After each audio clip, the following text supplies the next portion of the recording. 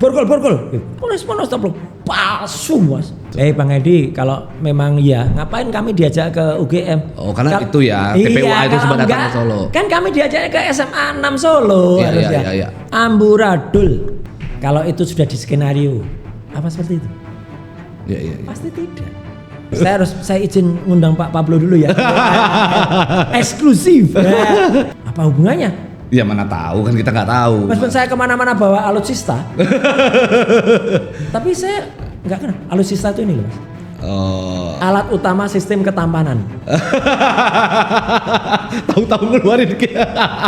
Ini hubungannya dengan pertahanan. Iya.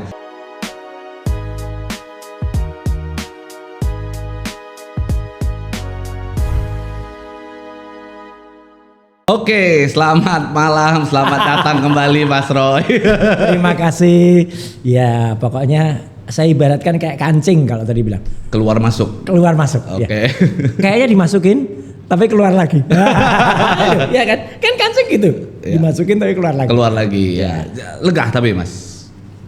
Saya bukan mengatakan lega dan tidak ya. Iya. Tapi seperti yang saya katakan kemarin di halaman gedung Kejaksaan Negeri ya.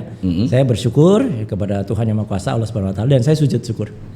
Oh, sujud syukur ya pas keluar itu. Iya, bagaimanapun juga perlu disyukuri karena semua itu kan banyak hal yang di luar kita ya, di luar kemampuan kita dan di luar kemampuan kita. Contohnya, Mas, ketika meskipun nanti kita bisa detail ya. Iya. Contohnya ketika saya dicokok dari rumah itu, kemudian sempat dimasukkan ke Tahti ya, di Polda Metro, itu kan saya nggak sempat bermalam di situ karena gara-gara sorenya langsung ke rumah sakit.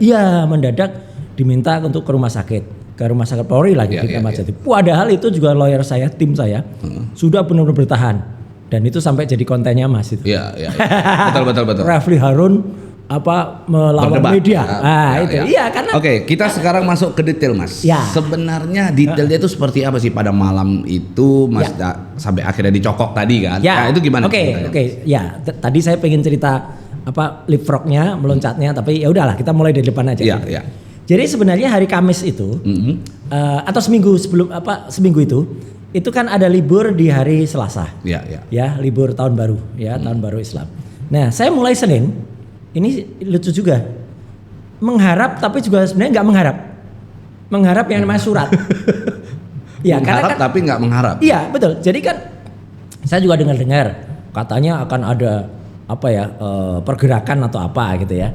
Nah, cuman kan saya selalu berpikir secara normatif, secara baik, bahwa kalau misalnya mau di P21 kan.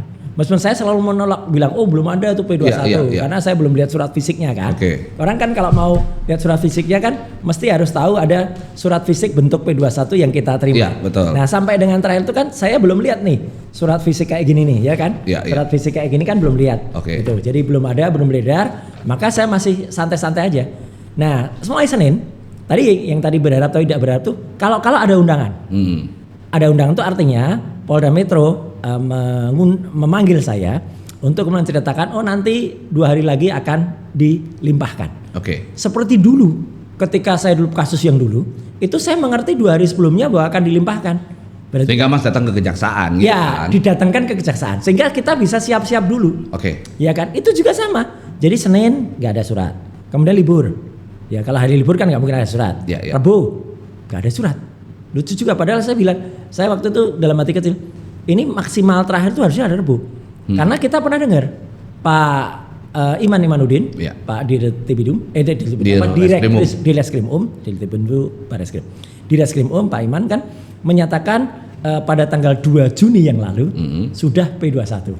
Meskipun kita pernah bahas P21-nya nggak jelas itu, atau enggak. Ya. Betul. Nah karena beliau juga nggak nunjukin surat.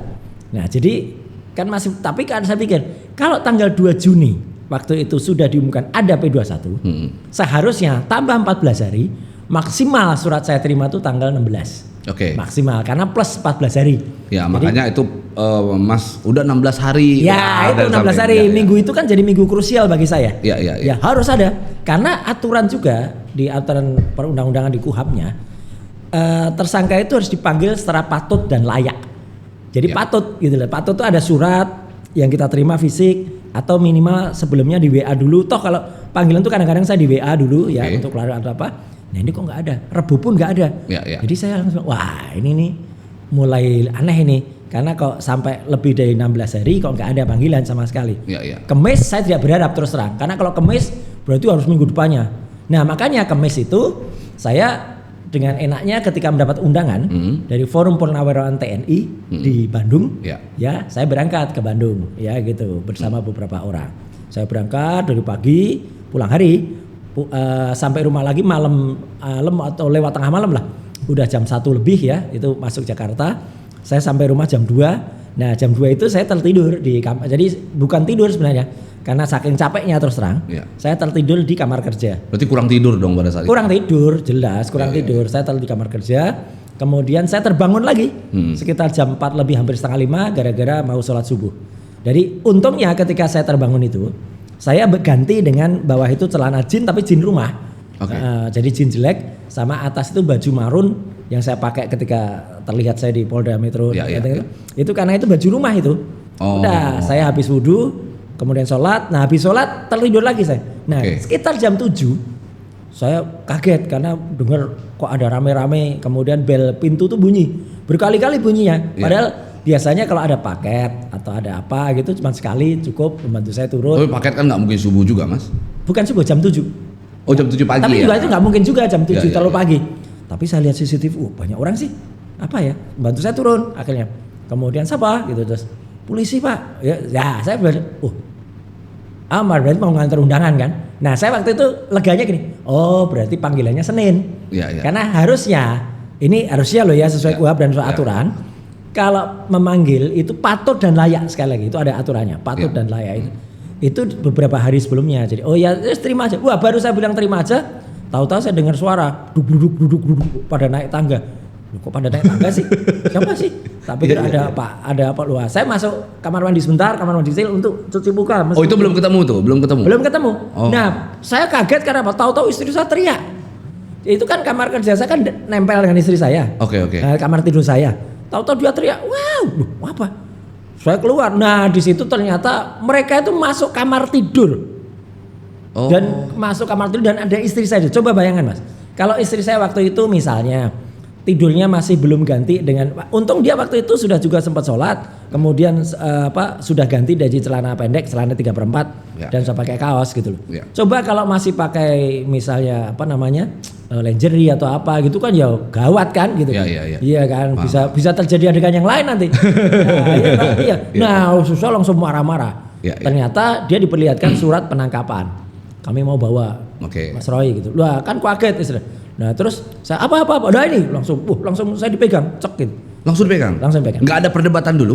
Nggak ada, langsung bilang kami mau menangkap, kami bawa surat penangkapan. Duh, kok penangkapan? Aku bilang gitu. Mana surat panggilannya? Nggak, ini penangkapan. Duh, apa kok penangkapan? Alasannya apa? Saya bilang gitu. Nah mereka bilang alasannya adalah saya telah mengulangi perbuatan. Perbuatan apa yang saya ulangi? Gitu kan? Saya berpikir saya di Bandung nggak melakukan apa-apa. Ya ceramah menyampaikan orasi tapi nggak ada hubungan dengan itu. Saya orasinya malah main wayang. Kayak podcast begini termasuk pengulangan nggak mas? Sebenarnya itu kan aneh. Sekarang pengulangan yang mana? Karena dalam BAP yang pernah saya diperiksa dan ditandatangani ketika dilakukan pemanggilan waktu menjadi tersangka dulu. Itu pun lokus dan tempusnya juga nggak ketemu. Lokus dan tempusnya itu lucu mas. Pertama kali saya ada BA klarifikasi. Itu tempus dan lokusnya adalah tanggal waktu awal itu pertama kali dulu adalah tanggal 26 Maret 2025. Terus pemanggilan kedua ketika saksi menjadi tanggal 22 Januari 2025. Beda lagi. Padahal itu adalah tanggal rapat-rapat di rumahnya Egy Sujana. Yang saya nggak ikut. Itu di dalam kronologinya ya? Iya, surat panggilannya seperti itu. Iya. Jadi ketika saya menjawab semua berita acara, pemeriksaan itu baik itu ketika klarifikasi atau saksi, saya selalu mengatakan saya tidak ada di tempat itu. Di lokus dan tempus itu saya nggak ada.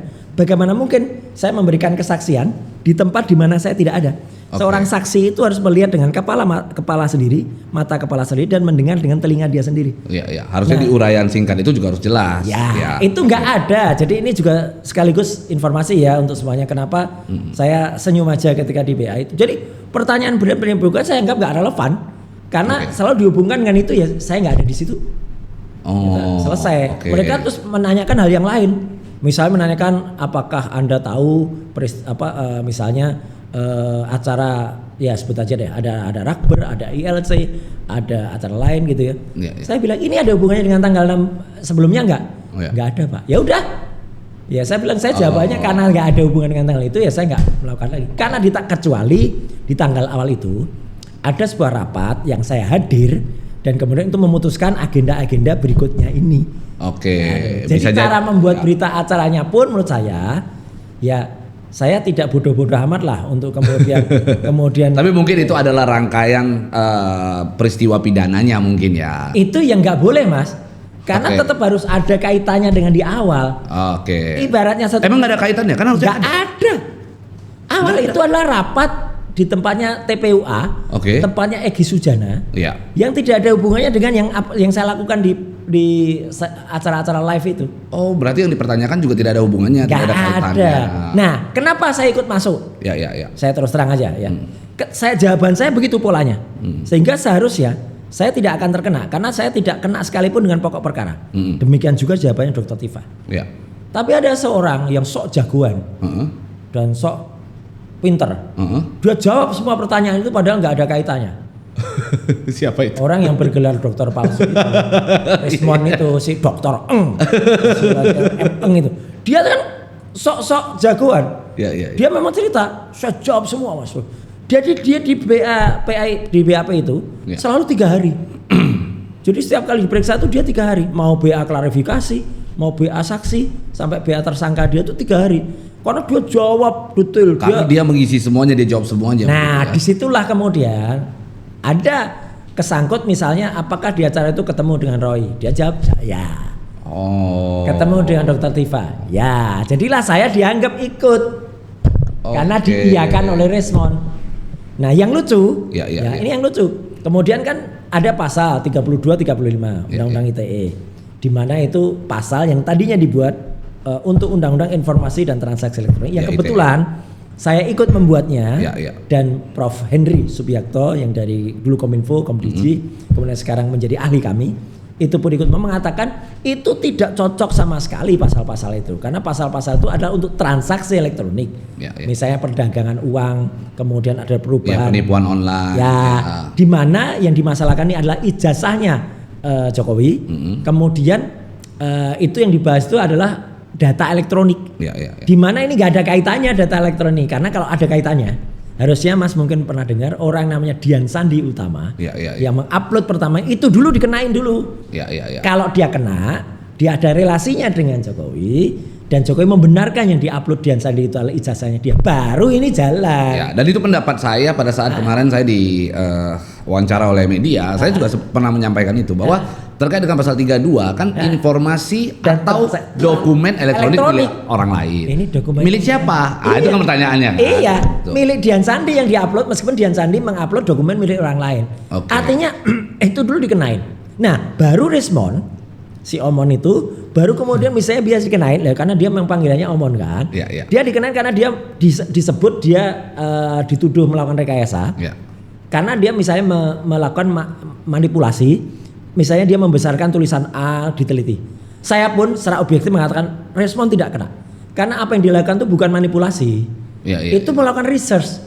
Artinya gini Mas, kalau manipulasi kita punya data, kita manipulasi, hasilnya kemudian berbeda. Nah sekarang Rismon itu hanya melakukan yang namanya penelitian terhadap data ini. Hasilnya tetap sama. Tapi kan itu kan dokumennya juga dokumen informasi publik toh. Iya, dokumen informasi publik, tidak ada kaitannya dengan dokumen yang milik Jokowi yang itu tidak diapa-apain. Nah, karena beliau ini pejabat publik kan. Betul. Kan gitu. Karena ini dokumen publik dan kemudian tidak berubah apa-apa. Secara objektif saya mengatakan harusnya Rismon pun yang menjawab pertanyaan itu tidak kena 32-35. Karena dia kena, akibatnya kami semua kena.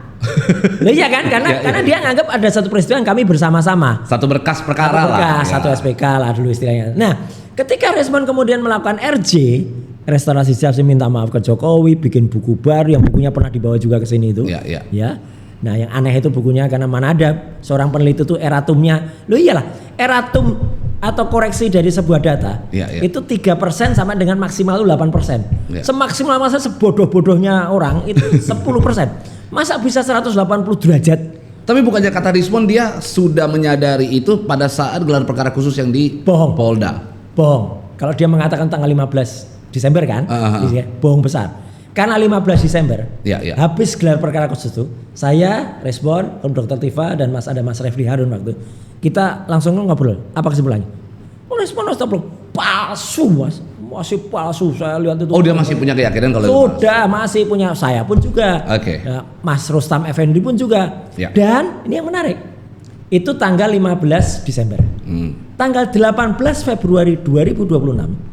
1,5 bulan berikutnya, Respon itu masih menjadi saksi ahli di sidang CLS di Solo, dan dia disumpah di bawah kitab suci, di bawah Alkitab. Berarti dia harusnya masih memegang teguh dengan penelitiannya dia. Iya, dia disumpah itu dia masih mengatakan ijazahnya palsu, nggak ada watermark, nggak ada emboss. Bahkan tanggal 25 Februari, seminggu sudahnya lagi, dia masih posting, nge-tweet dia di akunnya dia.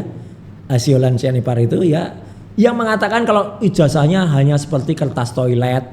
Masih punya keyakinan kalau itu palsu lah intinya. Tetap belum berubah, masih waras kalau saya bilang. Respon masih prabayar. Tanggal 3 Maret ketika dia mengajukan RJ. Dia sudah pasca bayar. Jadi udah berubah, migrasi dia. Nah itulah makanya kalau dia mengatakan sekarang ini dia mengatakan ketika buat buku itu semenjak tanggal 15 Desember, bohong. Mudah sekali. Nah, sekarang kembali ke tadi.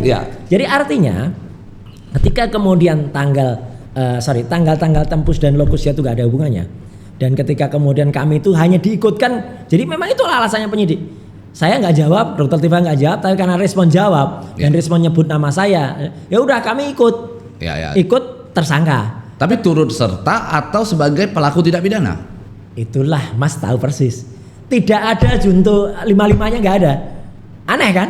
Jadi harusnya kalau saya turut serta, saya kena.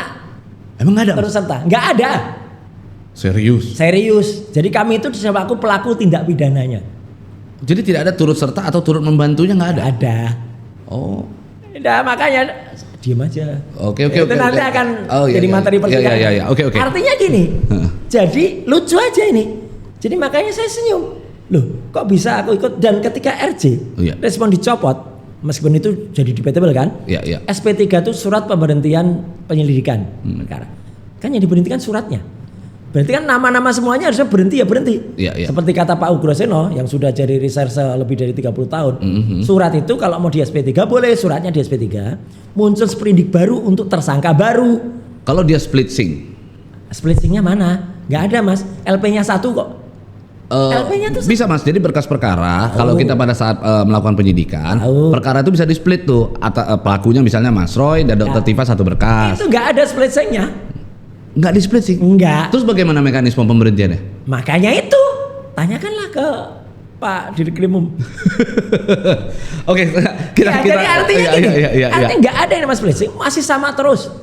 Undangan ke saya Dr. Tifa Resmond waktu itu, sama. Bahkan kami kan disebut sebagai layer 2 ya gitu, bukan layer, istilahnya apa, klaster. Yang klaster 1 pun, klasternya Egy, DHL, Bu Kurnia, Pak Rustam dan kemudian Pak Rizal Fadila, itu sama undangannya, pertanyaannya pun juga sama, jadi surat panggilannya pun sama, tanggalnya. Ini kan lucu. Kalau split sync ya di split itunya, itu enggak Mas. Semua sama persis, sehingga sebenarnya kejadiannya ketika Egy dan DHL waktu itu di RJ, harusnya semua berhenti. Dan waktu itu adalah alasan Pak DHL, atau dianggap peristiwanya berbeda? Lah tanggal dan bulannya sama. Misalnya peristiwanya si Bang Egy dengan DHL itu berbicara tentang ijazah SMA, kan ini yang selalu disampaikan. Nah itu enggak juga, bohong juga tuh Egy. Karena dia tuh ngomong ketika merekrut kami, menunjuk kami selaku ahli, mengajak ke UGM tanggal 15 April tahun 2025. Jelas betul ijazah SMA. Lah kalau jelas betul ijazah UGM. Ya. Kalau enggak, ngapain juga kita ke UGM? Oh iya betul. Bang Edi, kalau memang iya, ngapain kami diajak ke UGM? Oh karena itu ya, TPUA itu sempat datang ke Solo. Kan kami diajak ke SMA 6 Solo harusnya. Iya. Jadi kami tuh diajak ke UGM karena mau meneliti ijazah UGM-nya Jokowi. Tapi Bang Egy sendiri nggak hadir kan pada saat di Solo? Itu juga yang lucu. Oh, itu makanya orang juga ini Egy ini sejak awal memang udah parah gitu. Iya. Karena dia sengaja mau berangkat dia bikin drama seolah-olah dia ditangkap, ternyata dia dicitos. Ya, pokoknya banyak lah cerita soal itu. Ada yang bilang dia terima duit lah. Saya nggak mau seudon, silahkan makan untuk dosanya. Ya, nah artinya kalau Egy dan DHL bisa kena itu mas tanggal itu. Karena tanggal itu adalah tanggal tempat sekretariatnya TPUA Egy. Ada dia di situ dan di video ada dia di situ. DHL juga ada nggak ya? Berdasarkan lokus dan tempusnya itu pas. Bu Kurnia saya lupa apakah ada tapi Pak Rustam ada di situ, Pak Rizal Fadila ada di situ. Ya, tapi di dalam dakwaan lokus dan tempus itu masuk apa enggak pada saat kemarin? Nah ini beda lagi. Oh. Ini beda lagi. Sudah April tanggal berapa ya kemarin? Saya lupa tanggal berapa gitu. Dan lokasinya beda lagi. Oh. Loh, jadi pokoknya ini terus terang mas, amburadul ya surat sangkaan kemudian nanti jadi dakwaan. Sebelum kita masuk makanya ketika sedikit lah. Makanya ketika kemudian ini tiba-tiba si Egy, DHL dan terakhir itu respon. Yang respon itu juga dipertanyakan karena respon itu sebenarnya nggak bisa di RJ. Karena dia tuntutannya di atas 5 tahun. Kan dia 12 tahun tuntutnya sama dengan yang ke saya dan ke Dr. Tifa. Nggak ada kok dia bisa RJ. Nah itu jadi soal. Sebelum kita masuk ke Rismon, kita lanjut dulu. Setelah akhirnya Mas disamperin oleh penyidik kan di malam itu. Pagi hari itu. Pagi hari itu terjadilah perdebatan. Ya di rumah terjadi perdebatan. Mas telepon. Saya langsung telepon kuasa hukum saya. Jadi saya nggak mau berangkat kalau nggak didampingi kuasa hukum. Hak saya ada dong. Gitu. Ngeyel. Pokoknya harus berangkat. Sampai-sampai. Nah ini terpaksa harus saya sebut nama. Pak Komisaris Jenderal Polisi Purnaweran Ugroseno mengatakan, kok kayak film PKI ya mas ya. Nah itu. Akhirnya kalimat beliau itu viral kemana-mana sekarang. Penangkapan Roy Suryo mirip film pengkhianatan G30. Memang betul mas. Jadi gini, ketika itu telepon lawyer kemudian bilang tunggu saya, saya segera mau nanti cukup di kantor dulu. Nggak nunggu lawyer. Kemudian di video nggak boleh tadi, tapi ya akhirnya tetap ada video lah. Kan di rumah ada CCTV. Tapi ada video penangkapan ada? Ada. Nanti dikirim. Nah terus apa? Yang memang akhirnya seperti Pak Ugro bilang saya seperti begini gitu saya tidak kalau gitu saya cuci muka sebelum nggak usah cuci muka aja nggak boleh. Saya bilang apalagi saya mau mandi kan tadi saya mau mandi tidak boleh ayo borgol gitu. Ada loh kata-kata borgol tapi nggak diborgol kan lah karena ada satu penyidik yang kebetulan itu memang sering menyidik saya dia sudah Pak udah nggak apa-apa sama saya gitu. Nah, dia yang agak ikut melindungi. Orang inisialnya R yang memimpin itu tadinya pokoknya asal itu borgol gitu. Terus kemudian saya bilang ya udah saya mandi dulu. Nggak usah mandi. Kok nggak usah, ini kok persis kayak ya itu di film itu saya pikir saya mandi dulu dong itu untuk supaya baik. Bapak nggak usah mandi gitu. Ya minimal cuci muka dong gitu. Ada tuh Pak ini atau siapa nggak usah loh. Sama persis. Bahkan saya mau meraih baju atau meraih jaket yang untuk supaya agak pantas nggak boleh. Udah bagus pakaiannya. Mungkin Mas Roy punya potensi untuk melawan kali. Enggak ada apalah saya. Kali aja Mas Roy ada senjata di situ. Ya nggak mungkin ada senjata. Ngapain juga kita ada senjata. Kali aja tiba-tiba. Senjata kita tuh yang di atas dulu Mas. Allah Subhanahu wa Ta'ala. Kali aja Mas Roy dekat-dekat itu ada benda-benda keras, linggis atau apa? Nggak mungkin lah. Dan saya nggak mungkin sekonyol itu. Iya. Saya tidak mungkin sebodoh. Saya hanya bilang saya ganti celana ya gitu karena ini celananya tarik. Bahkan saya tuh langsung ditarik ke bawah. Kan itu dekat tangga. Lalu ditarik ke bawah. Hampir aja saya nggak bisa meraih sepatu. Untungnya di situ tuh ada sepatu. Ya ini sebenarnya sepatunya ini. Sepatu yang saya pakai malam sebelumnya. Belum saya masukkan ke rak sepatu. Nah udah saya pakai itu langsung saya ditarik ke bawah sehingga istri saya juga langsung kaget, langsung teriak, langsung dia kemudian berkomunikasi terus dengan lawyer. Saya sampai bawah. Saya untungnya lagi nih masih ada untung. Saya masih sempat cuci muka sebentar di dapur bawah. Bahas setelah itu masuk ke mobil, udah jalan gitu. Oke. Ikut mobil mereka lah ya. Ikut, iyalah, Mas, nggak mungkin saya dibolehkan bawa mobil sendiri kan. Kali aja kan saya mau bawa mobil sendiri kan. Ya, gitu. boleh lah. Soalnya Mas Roy kan mobilnya banyak tuh di rumah. Saya kan juga nggak akan menawarkan hal konyol itu kan. Saya ikut mobil, perjalanan. Tadinya sebenarnya kalau dari rumah saya itu ke Polda Metro itu ada jalan yang singkat, yang cepat. Tapi dia kayaknya lihat Google Map putar lewat tol. Kebun jeruk. Iya. Saya senyumin aja, rasain tuh gitu. Dia muter. Dan di tengah jalan itu dia seneng banget kayaknya. Siap Dan, sudah 2. Saya baru tahu di situ kalau sudah Dan.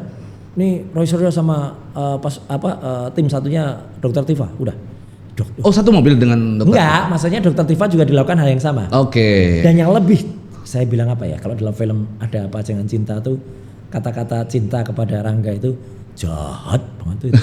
Dokter Tifa pagi itu akan ada ujian seminar hasil untuk program dokternya dia. Tapi itu ada untungnya juga. Dengan demikian Dokter Tifa itu jam 6 sudah mandi. Sudah rapi lah. Kalau Mas belum sempet. Aku belum sempet. Aku juga barusan dia sudah mandi. Mandi 2 jari lah ya. Ya, dia udah mandi. Dia mau ngeluarin mobil, nggak bisa. Karena mobilnya sudah dipepet. Depan ada, belakang ada, jadi sudah ditarget mobil itu. Terus dia tanya, apa ini? Udah ikut. Akhirnya Dokter Tifa seminarnya seperti apa? Nah, alhamdulillahnya, untungnya permohonannya Dokter Tifa disetujui. Jadi karena dia bawa laptop, ya, dia kemudian masih bisa menggunakan laptopnya untuk ujian ketika di kantor penyidik. Itu saya jujur, saya mengatakan saya masih memberikan apresiasi di situ. Iya, karena secara kemanusiaan diberikan itu. Ya, dia diberikan. Cuman memang ya, yang saya tahu itu ya. Bagi saya, ini saya nggak langsung dibawa ke situ, nggak sempat apa-apa. Kemudian saya memang dikasih minuman. Harusnya Mas juga minta izin, permohonan untuk podcast kali dulu gitu. Ya, saya izin ngundang Pak Pablo dulu ya. Eksklusif. Kalau kata Aiman kan eksklusif. Nah itu, jadi memang ya kok nggak minum Pak? Enggak lah, saya nunggu minum aja nanti. Jadi saya memang nggak makan, nggak minum dari situ. Jadi ketika kemudian saya sempat ketika sebelum Jumatan tuh saya turun dari ruang penyidik itu, sempat ada video yang beredar itu, saya kelihatan kuyu. Itu kaget banget Mas ya? Ya memang kaget banget loh, kita juga belum makan belum minum. Ya kelihatan lemes apa? Loh iya memang nggak makan nggak minum saya. Ya karena saya siapa tahu saya minum makan nanti tahu-tahu sudah nggak bisa bangun lagi kan repot. Iya. Tapi kan Mas pada saat di ruangan penyidik itu cukup lama, ngapain Mas? Lama, nunggu penyidik akhirnya datang. Tapi diperiksa lagi nggak? Nggak. Cuman diminta untuk menandatangani surat penangkapan dan penahanan. Dan itu saya nggak tanda tangan. Oke, tapi ada menandatangani menolak dong? Nggak juga. Oh, menolak juga nggak? Dikasih BA penolakan, saya juga nggak tanda tangan juga. Karena saya tidak mau menganggap peristiwa itu. Karena peristiwa itu saya anggap nggak ada. Penangkapannya tidak sah. Iya. Apalagi penahanannya. Kuasa hukum menandatangani? Nggak juga. Enggak juga. Oke. Kuasa hukum memberikan surat keberatan nggak? Apa? Diterima nggak, diberita acara kan nggak? Ya sesudah itu, tapi nggak saat itu karena kuasa hukum Pak Refli kan langsung datang jam 8 juga langsung datang. Saya nyampe itu jam 8 saya sampai itu Mas Refli jam 9. Oke. Terus ada Mas Gafur dan kuasa hukum yang sempat datang. Farhad Abbas juga sempat datang. Mana ada, dia cuma ngesut video dari luar. Tahu saya, dia video dari luar itu dia. Ya, Mas kenapa nggak dada gitu? Ya nggak ngerti pas dia video. Oh gitu. Gitu. Jadi. Nah akhirnya dibawa lah turun. Saya lihat Mas tuh betul. Iya dibawa turun. Bawa baju tahanan di tangan. Ya karena kan saya suruh pakai. Iya. Saya bilang bacakan aturan saya pakai ini. Di KUHAP nggak ada aturan. Bahkan sekarang KPK sudah tidak memperbolehkan lagi ada tahanan itu kemudian dipajang gitu. Itu pun nggak boleh. Jadi dan memang baju tahanan itu hanya berlaku ketika di dalam rumah tahanan. Di luar dari rumah tahanan nggak ada. Makanya, jadi jelek-jelek gini saya kan juga baca aturan Mas. Iya. Jadi itulah yang terjadi ketika pada video-video berikutnya. Karena setidaknya ada 3 video berikutnya. Tapi di borgol harusnya wajib loh Mas. Nggak ada aturan borgol juga. Nggak ada. SOP Mas, SOP. Nggak ada. SOP dengan undang-undang tinggian mana? Oh iya, undang-undang harus. Undang-undang asasi juga lebih tinggi dari itu. Tapi kalau di dalam ilmu kepolisian, dalam proses antisipasi terhadap seorang tersangka yang ditahan, memang borgol itu menjadi SOP. Jadi besok penyidik tolong ya, Mas Roy ini harus diborgol ya. Kalau kejahatannya itu kejahatan misalnya kayak perampokan, pembunuhan. Ini pencemaran nama baik. ada subjektivitasnya lah. Mana ada pencemaran nama baik kemudian diborgol. Ya. Oke, akhirnya Mas masuklah Tahti. Ya, saya turun ke Tahti. Ya. Nah, di dalam situ lah baru kemudian keluarga datang, istri datang bawain makanan. Nah, baru saya makan. Istri Mas di mana sih, nggak kelihatan di kamera, Mas?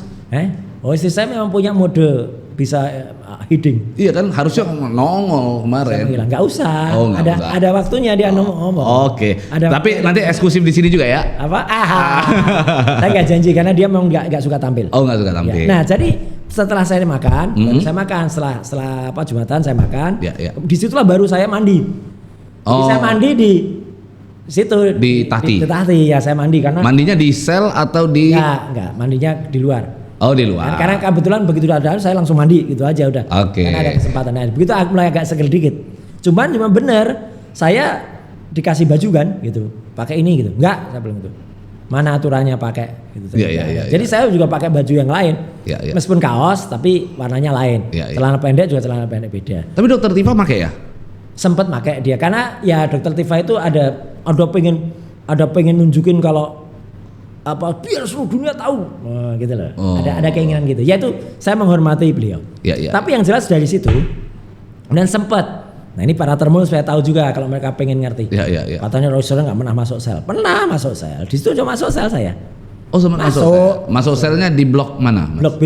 Blok B. B5. Nah, okay. Ada tuh di CCTV pernah kelihatan tuh. Ya.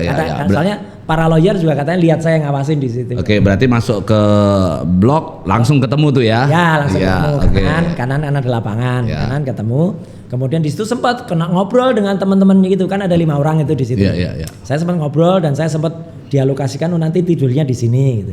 Dan saya sudah sempat bawa barang satu kontainer plastik. Udah dipersiapkan? Bukan, maksudnya itu yang standar Tahti. Oh, oke. Ya, baju orange, kemudian sikat gigi. Oh, itu namanya starter pack ya? Starter pack. Sikat gigi.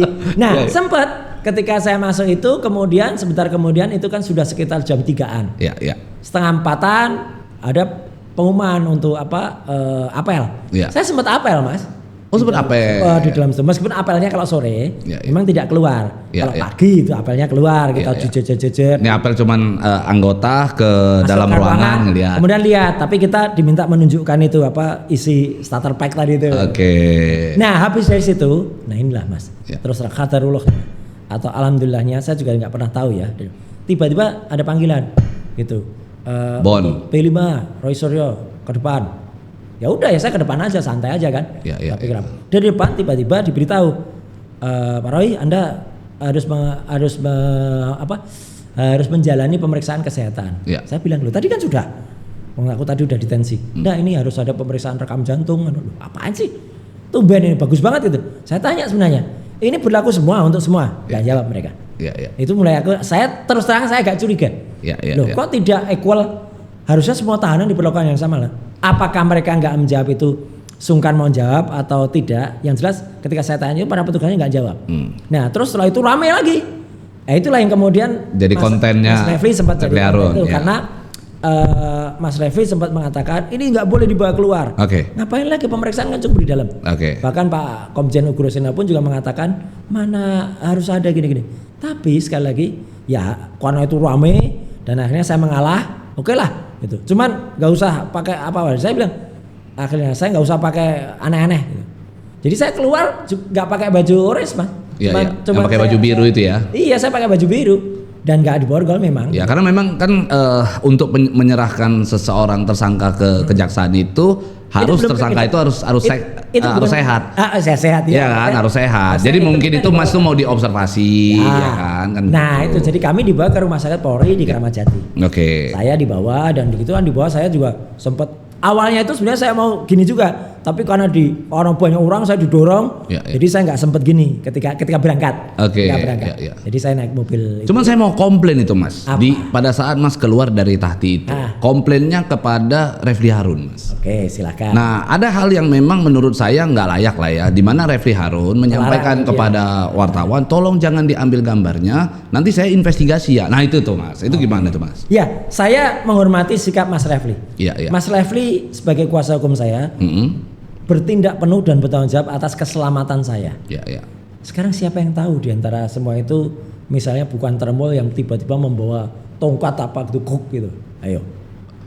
Oh enggak, dia maksudnya yang dia larang adalah mengambil gambar Mas Roy dan Dokter Tifa menggunakan berbaju. Ya, makanya saya jawab, Mas, saya udah bilang, Mas, nggak apa-apa, saya nanti nggak pakai bajunya. Ya, tapi memang kebetulan Dokter Tifa, saya pengen menunjukkan. Ya, pengen menunjukkan nggak. Nah, cuman ada satu hal yang memang agak jujur aja menyinggung para awak media. Saya baca kontennya. Ya kan? Di mana Refli Harun menyampaikan nanti saya akan investigasi ya. Itu kan sebagai nada ancaman kan. Enggak, Mas.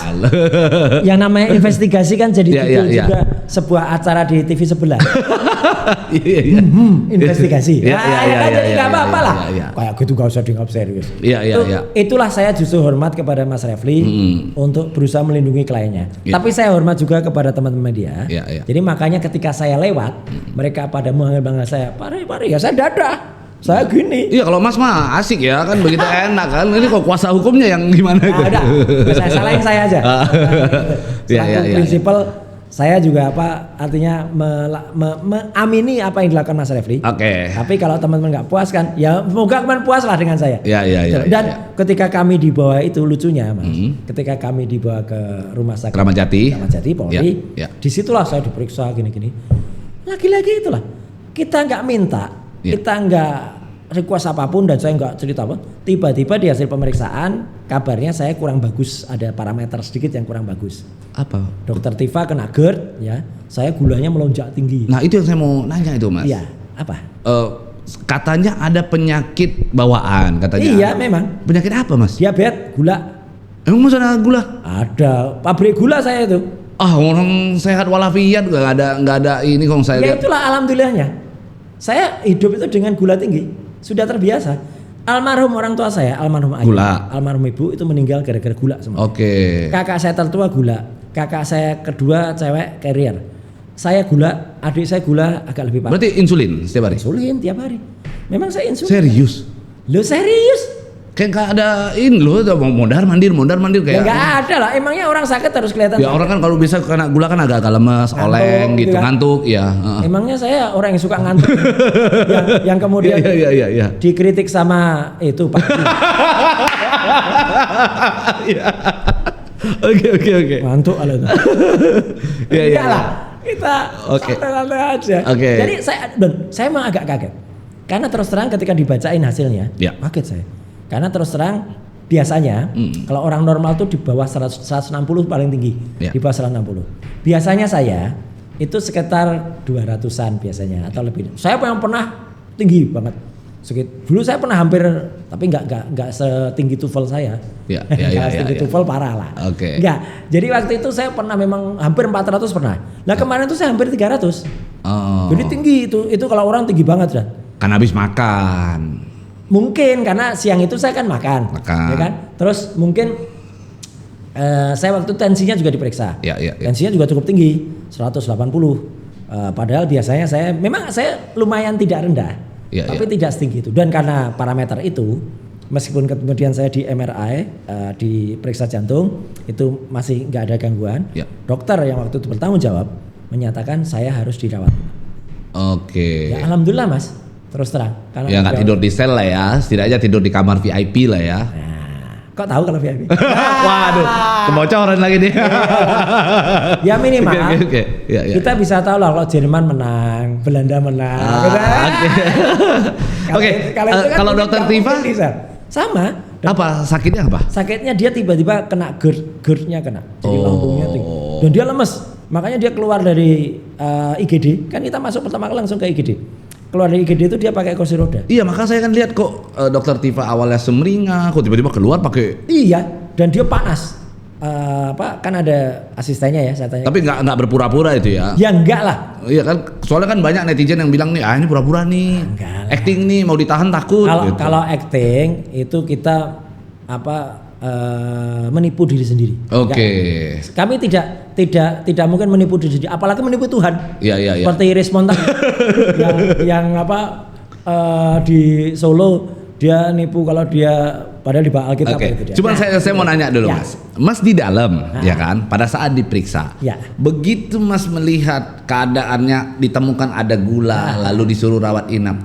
Di situ Mas udah punya insting nggak?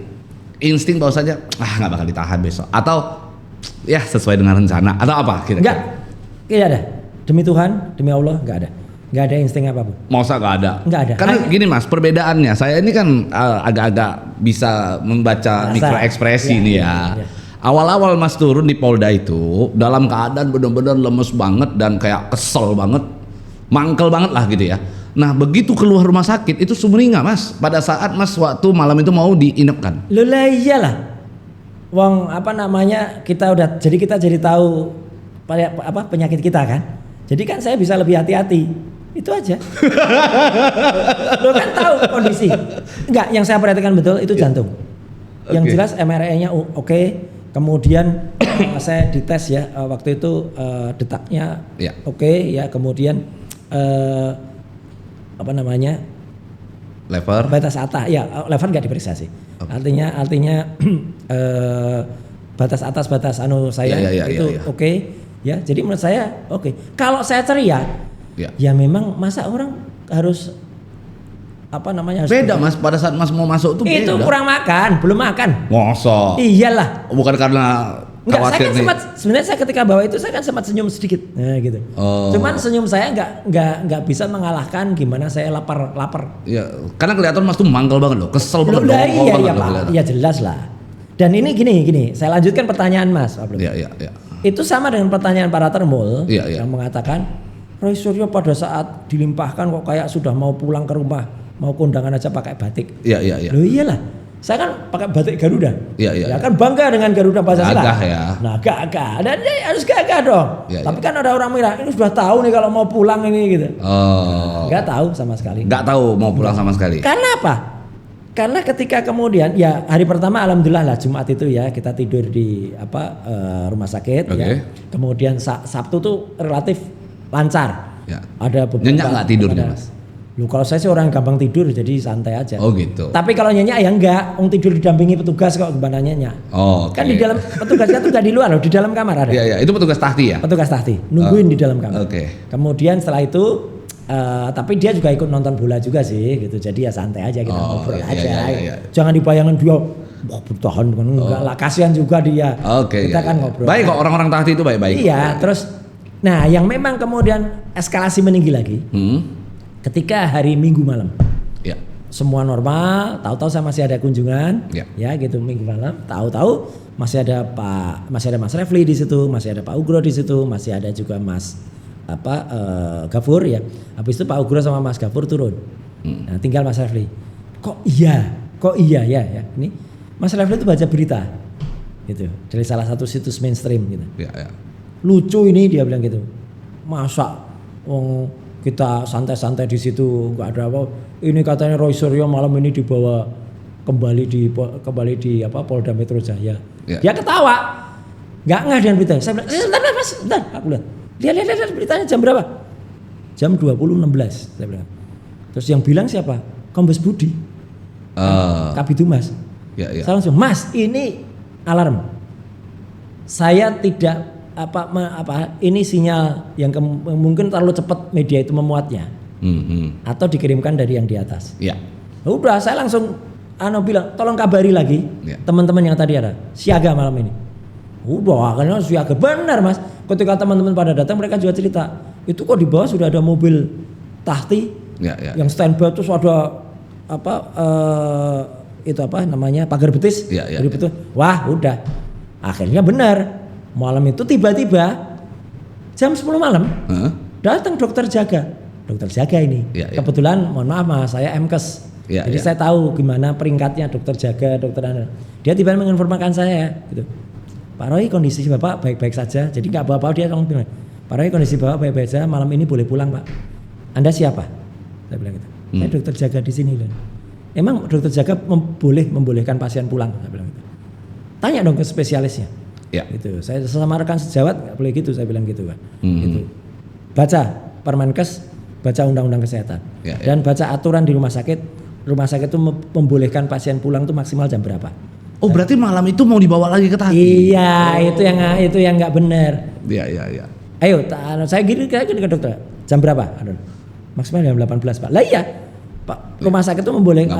Hanya boleh itu pagi sampai siang. Untuk apa? Kalau pasien itu dikeluarkan dan kemudian mau dirujuk ke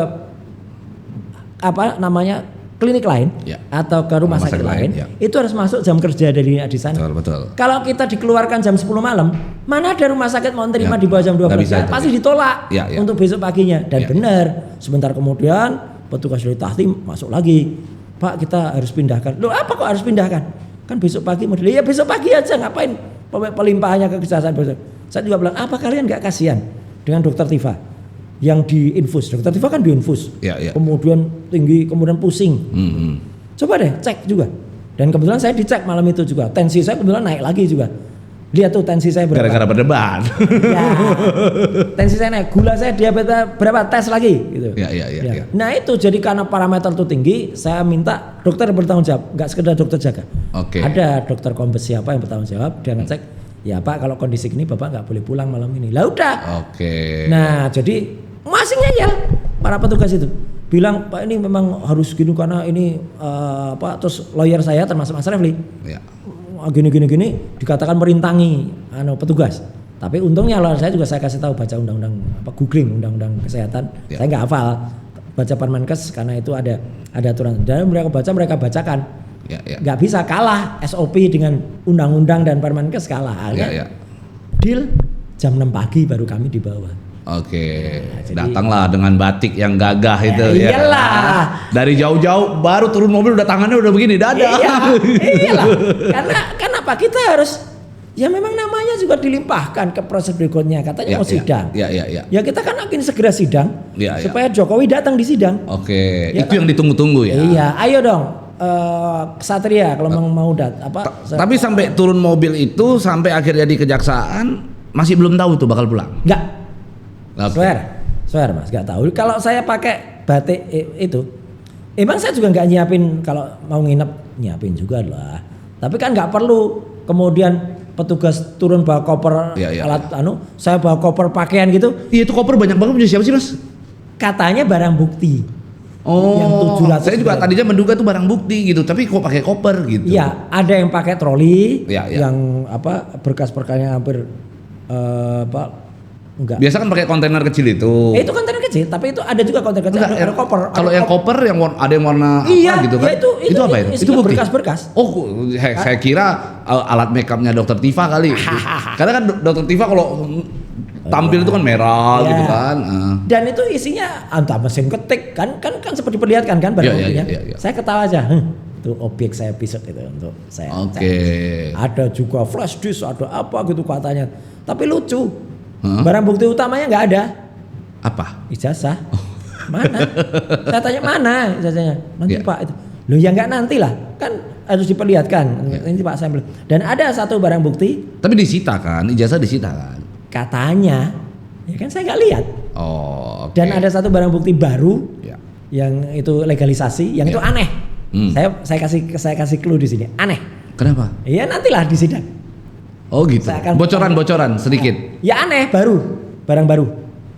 Belum pernah ada. Di dalam setiap pemeriksaan belum muncul ya. Dan aneh itu, dan itu ngapain juga itu dikeluarin. Jadi mungkin ini satu lagi. Siapa tahu memang petunjuk Allah. Tiba-tiba ngeluarin barang bukti yang harusnya nggak keluar dulu di situ. Jadi dikeluarin. Ya itu tadi yang aneh tadi. Jadi itu keluar. Saya langsung bilang itu. Apa ini? Udah. Berarti clue lah itulah ya. Clue itu ini masuk tuh barang Pak Eko. Gitu. Ya kebetulan petugas jaksanya namanya Pak Eko. Jadi saya bilang masuk Pak Eko. Gitu. Jadi akhirnya kan pemeriksaan ini kan, Mas pemeriksaan di data kan, apa segala macam supaya memastikan bahwa ini yang diserahkan benar kan gitu. Ya saya nggak tahu benar apa enggak. Kan itu semuanya belum pernah saya lihat. 700 kan satu pun nggak ada barang saya. Satu pun juga nggak ada barangnya Dokter Tifa. Ya kan? Itu kan barang-barang yang katanya milik teman-temannya Jokowi semua. Berarti nggak tahu lah ya, sama sekali nggak tahu. Gitu. Tapi pada saat akhirnya sudah diperiksa, bagaimana bisa mekanismenya akhirnya Mas pulang? Gini, jadi itu juga heran. Jadi saya terus terang secara objektif dan saya berterima kasih sekali kepada kejaksaan. Orang-orang kejaksaan itu baik banget. Jadi ketika kami nunggu, habis itu kan kami nunggu. Mereka tuh memperhatikan betul minuman saya. Saya kan minum satu brand, gak usah saya sebutkan ya, mereknya teh tertentu, yang itu tawar, unsalted. Gitu. unsalted, unsweetened. Iya. Unsalted tanpa gula ya, tanpa garam. Nah itu, jadi itu mereka mencoba membelikan. Pak, ini minuman Bapak. Aduh maaf, ini masih less sugar. Saya bukan yang less sugar, yang benar-benar nggak ada sugarnya. Mereka carikan lagi. Gitu. Oke. Terus makan ditawari, Pak Roy berkenan ayam atau bebek? Emang bisa milih ya di sini? Ya ada Pak. Oke. Jadi ya. akhirnya saya bilang, ya enak bebek dong. Gitu. Berikan bebek. Dihadirkan bebek? Iya, kan hebat banget kan? Baik banget kejaksaan. Oke. Situ saya udah mulai, tapi saya juga berpikir, mungkin ini saya dikasih makan seenak-enaknya sama minuman senikmat-nikmatnya, habis itu saya dikerangkeng ini gitu kan. Ya masih ada pikiran kayak gitu. Masih kan? ada pikiran? Masih lah. Atau wah ini tanda-tanda nih gue mau pulang nih, enggak ada. Okay. Dan setelah itu memang kan pemeriksaan itu cepat karena jam 10 kami datang. Ya, kemudian sebelum jam 12, sebelum azan zuhur itu selesai, 12 kurang 10 atau berapa selesai. Ya. Nah itu kita nunggu Mas, lama banget saya sampai melampaui azhar.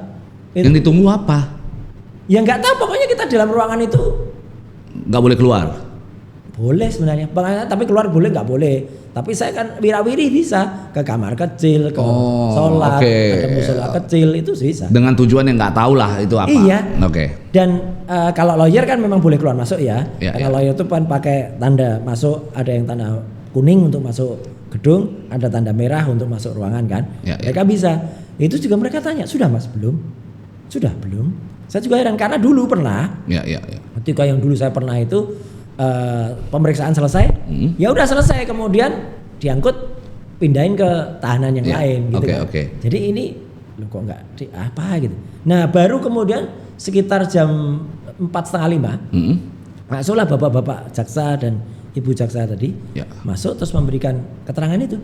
Jadi pokoknya Pak Roy dan Bu Tifa kami disuruh jejer berdasarkan pertimbangan kami dan pemeriksaan kami. Saya juga bilang kan biasanya kalau saya dalam hati kecil ya, biasanya kalau dari kepolisian itu kalau ditahan, di situ juga ditahan. Kalau dari sana nggak ditahan, kayak Haris Fathia itu di sini juga nggak ditahan. Rasman pun kan dulu juga nggak ditahan, nggak ditahan, ya kan baru sampai sidang. Nah di saya ini kan memang agak unik, seolah-olah mau dibikin seolah-olah ditahan, ya kan karena tapi kan lucu P21 itu berkas sudah selesai, sudah ditutup ibaratnya. Kok tiba-tiba ada penahanan, itu kan penahanan model apa? Nggak ada. Jadi penahanannya memang ilegal. Tidak ada penahanan yang pas di situ, sehingga itu yang mungkin menjadi pertimbangan bagi jaksa juga. Itu bukan penahanan. Mengamankan lah. Nah, karena awalnya bukan penahanan. Ya mereka nggak nahan, udah gitu. Cuman jadi hanya itu alasannya? Iya, ya ada, bukan alasannya ada karena ada surat untuk permohonan supaya tidak ditahan. Bukan ada WA atau telepon dari siapa ke atas gitu. Ya, WA-nya nggak ditembusin ke saya kalau tembusin ke saya. Ya saya bisa ucapan terima kasih kepada yang tukang WA kan. Iya. Yang enggak ya kita nggak ngerti lah. Nah, cuman menariknya begini Mas. Pada saat Mas sama Dokter Tifa keluar akhirnya press conference. Sebelumnya ada yang juga Mas Sidik sebelum keluar. Ya, kami mengucapkan terima kasih. Sujud syukur. Iya, itu yang paling penting kepada Tuhan yang Maha. Wah, itu luar biasa, itu mahal itu. Dan hanya sedikit yang dapat karena kebetulan kok tutup semua. Rame tapi banget. Kan nggak lucu kalau saya kemudian jalan dulu terus baru sujud syukurnya di dekat media. Itu namanya ngonten. Ya, pencitraan. Ini enggak Mas, saya benar-benar begitu keluar saya sujud. Akhirnya kan Dokter Tifa sempat melontarkan satu kata yang itu menjadi pembahasan banyak orang gitu, bahwa terima kasih kepada Pak Prabowo. Ada andil katanya. Ada andil, Mas. Kayaknya nggak ada kalimat andil enggak. Beliau mengatakan terima kasih kepada Bapak Presiden Prabowo Subianto. Ya wajar lah Mas. Ada Mas, dia sebut ya, nanti kita boleh putarkan dia sebut. Saya pun pada malam harinya ketika saya masih pakai baju yang sama dan saya kan ya agak lapar lah gitu habis teriak-teriak di luar itu. Saya kan sempat juga ngajak makan istri, ngajak makan beberapa kawan. Itu kan saya bikin konten yang saya kirim juga Mas. Itu ucapan terima kasih saya, alhamdulillah itu. Itu juga saya sebut kan nama presiden. Ya kan nggak ada salahnya. Ya kalau Mas kan mengucapkan terima kasih kepada presiden itu biasa tuh. Ini kalau kata Dokter Tifa. Kalau Dokter Tifa bilang katanya ada andil. Ya saya tidak bisa menjelaskan sebagai Dokter Tifa. Tapi kalau saya. Tapi ada andil nggak Pak Prabowo? Saya tidak tahu. Yakin instingnya. Nggak usah pakai insting kalau itu. Enggak lah. Yang ada andil itu Allah Subhanahu Wa Taala. Sekarang ya, apakah bisa seorang Pak Prabowo tangannya sampai kepada sangat jauh memindahkan orang yang tadinya harusnya ditahan di rutan, misalnya di Tahti, kemudian terus diinapkan di rumah sakit. Ya, bisa jadi bukan Pak Prabowo-nya, tapi representasi Pak Prabowo. Lah ya siapa orang yang punya? Apakah Wapres? Nggak mungkin kalau Wapres. Kalau Wapres nggak mungkin. Ya wakil dari Pak Prabowo kan Wapres harusnya. Ya, jadi di Indonesia ini kan kita tahu nih ada klan-klan tersendiri nih Mas. Saya sebut deh beberapa nama deh. Ya. Apakah ada bantuan dari Bang Sufmi Dasko? Saya secara pribadi tanya Bang Dasko dah. Beliau kenal saya? Iya. Nggak ada tuh. Maksudnya ya kenal-kenal biasa aja. Ada nggak Bang Dasko kontak ke kejaksaan? Jangan ditahan tuh. Ya itu Roy CS saya. Gitu. Ya nggak tahu, saya tidak. Kecuali apa ya? Kecuali saya sangat dekat, terlihat sangat akrab dengan seseorang. Iya. Misalnya. Dugaannya? Boleh dicurigai. Misalnya. Misalnya. Iya. Saya kenal akrab dengan dulu tokoh-tokoh di partai saya, misalnya. Yang saya sudah keluar dari situ. Ya. Saya bukan keluar, mengundurkan diri secara baik-baik, terhormat. Ya. Dari partai itu 6 tahun yang lalu. Kalau partai sebelumnya Mas tempati kayaknya enggak deh. Lah ya sudah. Ya cuman ada dua deh, saya sebelum sebut satu lagi kan nih. Mungkin, apalagi partai satunya, Mas mau bilang gitu kan? Iya. Ya nggak mungkin, bang partai satunya itu dulu berlawanan dengan partai saya. Ya, tapi ada satu lagi nih Mas, yang kemungkinan orang non partai yang bisa jadi ya Menhan. Apa hubungannya? Ya mana tahu kan, kita nggak tahu. Meskipun saya kemana-mana bawa alutsista. Tapi saya nggak kenal alutsista itu ini loh Mas. Alat utama sistem ketampanan. Tahu-tahu ngeluarin. Ini hubungannya dengan pertahanan. Ya. Tapi Bang Dasko menurut Mas nggak tahu lah ya. Enggak lah. Tapi kalau Syafri Samsudin nggak tahu ya. Tapi kalau saya benar-benar saya nggak tahu. Kalau dua beliau itu memang membantu, apapun tujuannya, ya saya harus ucapkan terima kasih. Karena berarti masih waras. Loh iyalah, orang hanya bikin penelitian terhadap sebuah objek yang itu sudah milik publik, dan itu harus terbuka kepada publik. Kok tiba-tiba dipidana? Kalau masih ada yang kemudian berpikiran waras, seperti katakanlah beliau-beliau, katakanlah, ya, atau katakanlah Pak Presiden sekalipun, ya, yang kemudian berpikiran ini ada anak bangsa harusnya dilindungi. Ya saya berterima kasih. Cuman kan saya tidak mungkin berterima kasih ke orang Mas.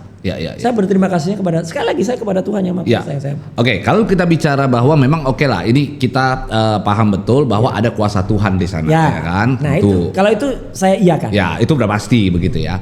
Tetapi ada faktor lain kan. Faktor lain itu saya bagi jadi dua.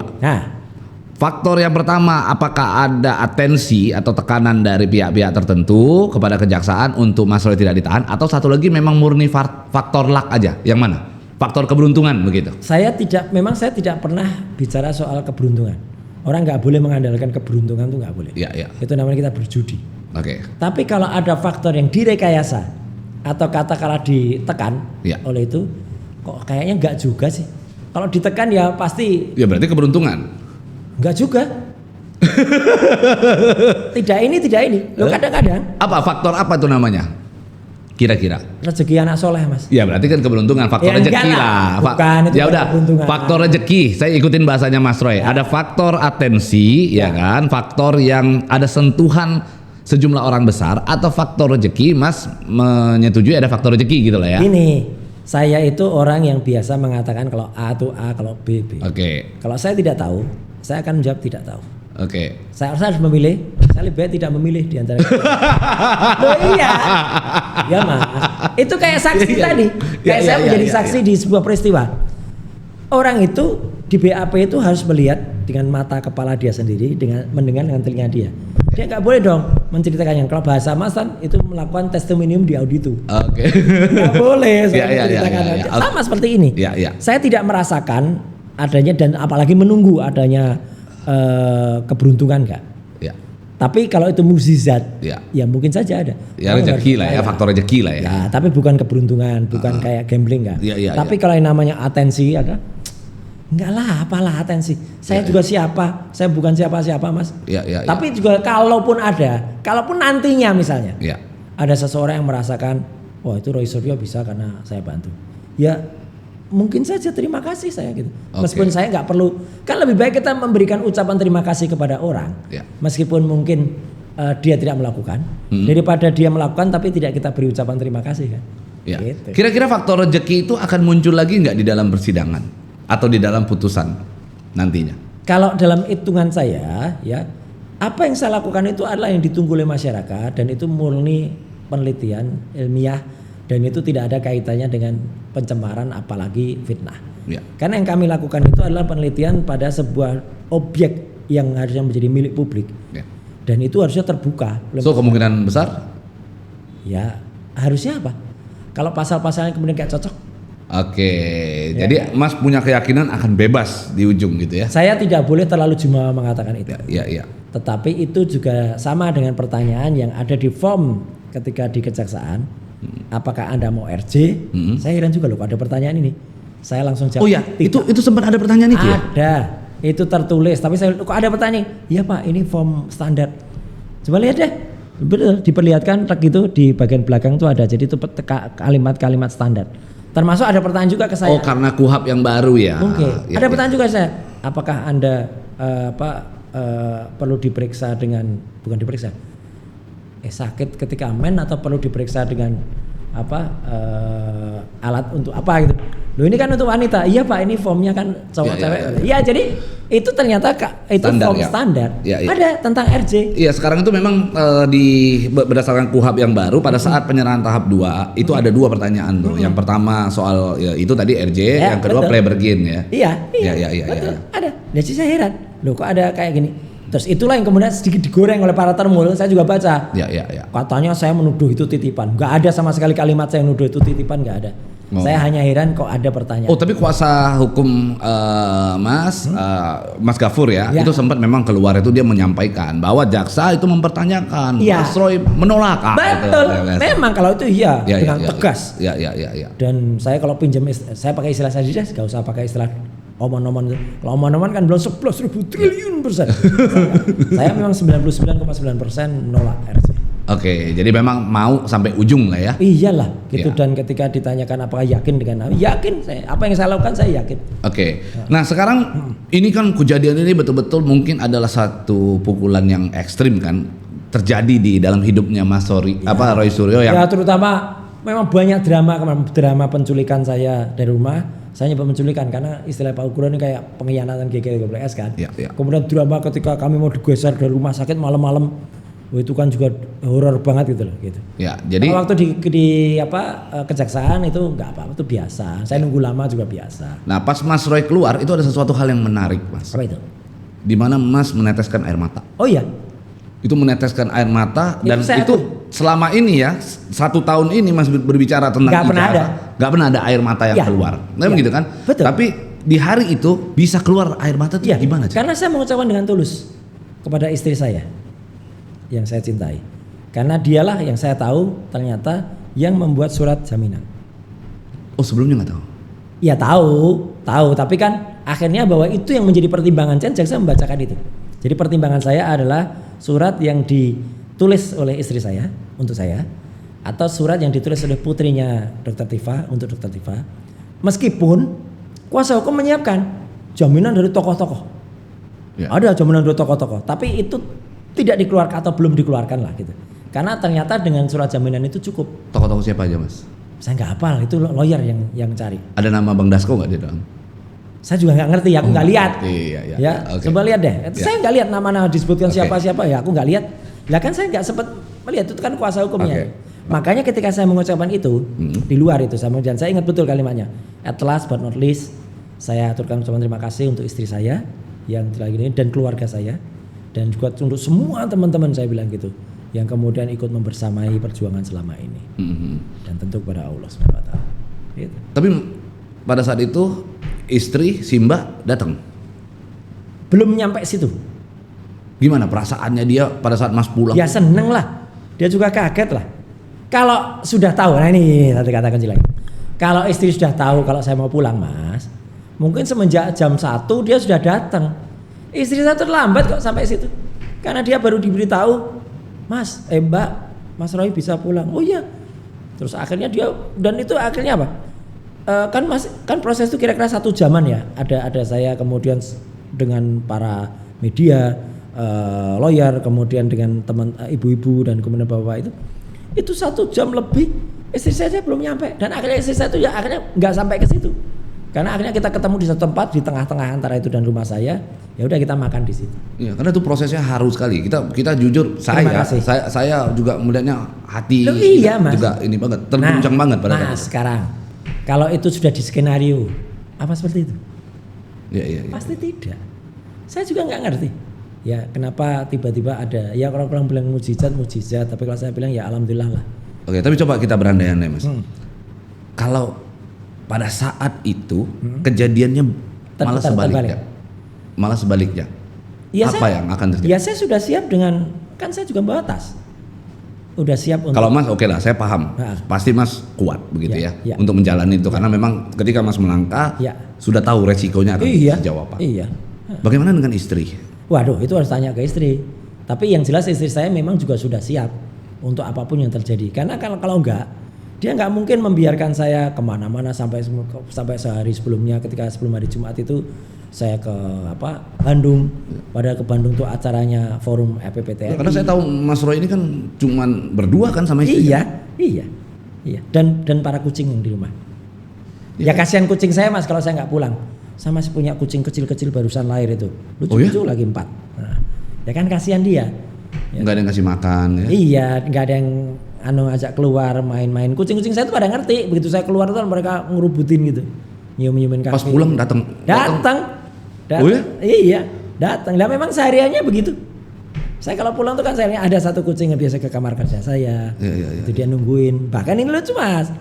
Kadang-kadang dia mijitin saya. Oh ya? Iya. Bisa gitu? Bisa lah. Kucing tuh hewan yang sangat pinter. Iya. Pinter. Terus kucing tuh tahu nama kalau dipanggil. Nah, tapi di luar soal kucing itu, kan kita juga tahu kucing itu kan hewan kesayangannya Nabi. Pak Prabowo. Iya. Oh, kok Pak Prabowo? Saya nggak niat bilang gitu. Kucing kesayangannya Nabi. Kalau itu Bobby namanya. Iya. Itu. Jadi ya makanya ya saya anggap apa yang terjadi kemarin ya akibat doa dari teman-teman semua. Dan makanya saya bilang perjuangan kita belum selesai ya, ini kemenangan rakyat dan ayo kita teruskan. Oke.